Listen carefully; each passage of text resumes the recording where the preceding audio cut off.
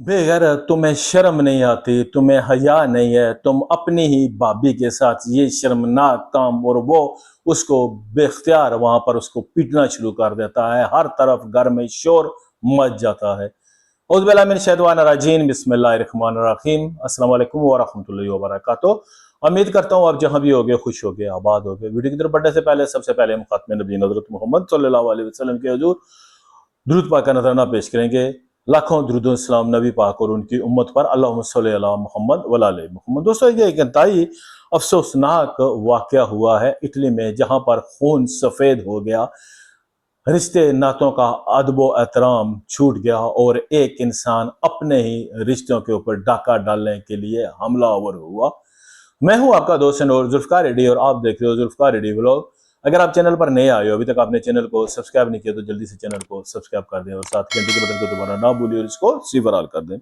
दोस्तों, ये जो इटली के खूबसूरत इलाका मिलोनो की गलियां, जहां पर आमतौर पर मोहब्बत और फन की बातें होती थी, वहां पर एक छोटे से अपार्टमेंट में ये एक इंतहाई दर्दनाक वकूआ हुआ है। दो भाई जिनका तल्लक हिंदुस्तान से है, वो बेहतर जिंदगी की तलाश में यूरोप आए थे, लेकिन बदकिस्मती ने इन्हें अपने ही खानदान का खून बहाने पर मजबूर कर दिया। राज जो 28 साल और इसका छोटा भाई समी जो 24 साल का है, तीनों 3 साल कबल इटली आए थे। और राज एक फैक्ट्री में काम करता था, जबकि सिमी जो है वो पिज्जा डिलीवरी का काम करता था। दोनों मिलकर अपनी तनख्वाह से एक छोटा सा घर किराए पर ले। और राज की शादी 2 साल कबल जो है ना रिया से हुई थी, जो कि एक बावकार और शरीफ लड़की थी। शुरू में सब कुछ अच्छा चल रहा था और राज अपनी बीवी के साथ बेइंतहा मोहब्बत करता था और सिमी अपनी भाभी का बहुत एहतराम करता था। और ये एक अच्छा और खुशगवार घराना था। दोनों भाई मेहनत मजदूरी करते थे और गुजारा बसर बड़े अच्छे तरीके से हो रहा है। राज ने महसूस किया जी कि इसकी जो बीवी रिया है, इससे छोटे भाई सिमी से दूसरे गैर मामूली तौर पर करीब हो गए हैं। जब वो शिफ्ट पर जाता था तो वापसी पर दोनों अकेले ही हंसते हुए पाते। राज के दिल में एक जो था वो शक का जो कीड़ा था वो जन्म लेने लगा। यार, कि लगता है कि ना देवर भाभी में कोई जो है ना वो मसला है, कुछ दाल में काला है। तो इसका अपना भाई और इसकी बीवी के साथ कोई नाजायज तल्लक तो नहीं रखा। वो रातों को नींद नहीं आती थी और एक रात इसने रिया को डांटा, लेकिन इसने सब कुछ जुटला दिया। तुम बेशक सोचो, तुम मेरे ऊपर बेजा इल्जाम लगा रहे हो, बेजा शक करते हो। तुम्हारा भाई है, मेरे लिए तुम्हारे बाद सबसे करीब है रहा। रिया ने आंसू बहाते हुए कहा, लेकिन राज के जहन में जो वो शक था वो घर कर गया कि नहीं, मेरी बीवी और मेरे जो भाई है इनके दरमियान कोई गलत रिश्ता है। और वो यही चीज उसके जहन को वो घर कर गई। जुमरात की रात थी, बारिश हो रही थी और राज ने शराब पी रखी थी। वो घर आया तो दरवाजा अंदर से बंद था। इसने जोर से दस्तक दी, लेकिन अंदर से आवाज नहीं आई। काफी देर के बाद जब वो दरवाजा खोला तो सिमी वहां पर मौजूद था और राज का खून गुस्से से उबाले खा रहा था। तुम यहाँ इस वक्त क्या कर रहे हो? और राज ने चीख कर पूछा। भाई, रिया बहन बहार में थी और मैं इनके लिए दुआ लाया था, समी ने नरमी से जवाब दिया। लेकिन राज के कानों पर बात नागवार गुजरी थी। उसने कहा जी कि देखें कि मैं ड्यूटी पर था, लेकिन जो मेरी भाभी है उसने कहा जी रिया बहन जो थी उसको बुखार था, तो मैं उसके लिए दवाई लेकर आया हूं, तो मैंने उसको दवाई दिया। लेकिन जो राज था उसके जहन पर जो है ना वो कुछ और ही सवार था और वो काफी ज्यादा गुस्से में था और उसको लान तान कर रहा था। इसके बाद झगड़ा जो बढ़ता गया, चीखों पुकार होने लगी और रिया ने बीच बचाव की कोशिश की, लेकिन वो अपने शोर को पागल हो रहे देख रही थी।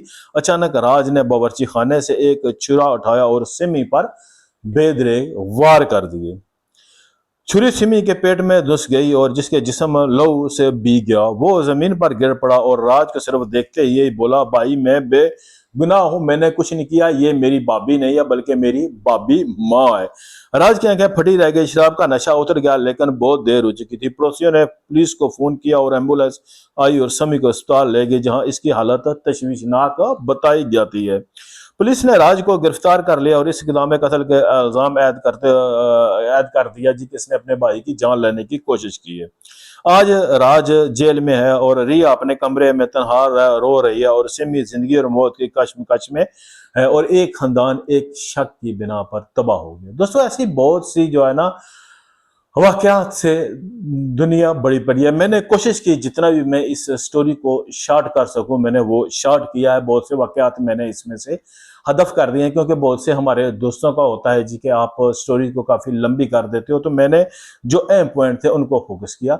तो दोस्तों ज़रूरी नहीं होता कि जिस तरह हर चमकती हुई चीज़ सोना होती है, इस तरह जो देखते हो वो हो सकता है कि तस्वीर का कुछ दूसरा रुख भी हो। तो कोई भी कदम उठाने से पहले, कोई भी फैसला करने से पहले अच्छे तरीके से गौर कर लो। अगर आप उस चीज़ के ऊपर जल्दबाजी से फैसला करोगे, बड़े बुजुर्ग तो ये भी कहते हैं कि अगर आपका मन चाहे किसी को मारने का भी, लेकिन आप सिर्फ 10 मिनट बैठकर उसके बाद के वाकयात को गौर कर लो कि जब आप ये करोगे, फला आदमी को मार दोगे, उसके बाद आगे आपकी फैमिली के साथ क्या होगा, आपके माँ बाप के साथ क्या सलूक होगा, आपकी बीवी बच्चों के साथ क्या सलूक होगा। जब वो सारा मंजर इंसान अपने जहन में सोचता है, तो उसके बाद क्या होता है, वो किसी भी ऐसे कदम से जो है ना पहले ही अपने आप को बाज करा लेता है। लेकिन अगर आप जो है ना वो तैश में आकर कोई इस तरह का फैसला कर देते हो, तो बाद में उसके जो अंजाम है वो इंतहाई भयानक होता है। जिस तरह ये दोनों भाई अपने घर की घरेलू जरूरियात के लिए यहाँ पर आए, अब सारी जिंदगी चाहे जो सिमी है वो बच भी जाए, लेकिन उसके दिल में वो क्रैश लाजमी रहेगी, और राह जो इसने किया इसके किरार वाकया सजा भी मिलेगी। उसका करेक्टर भी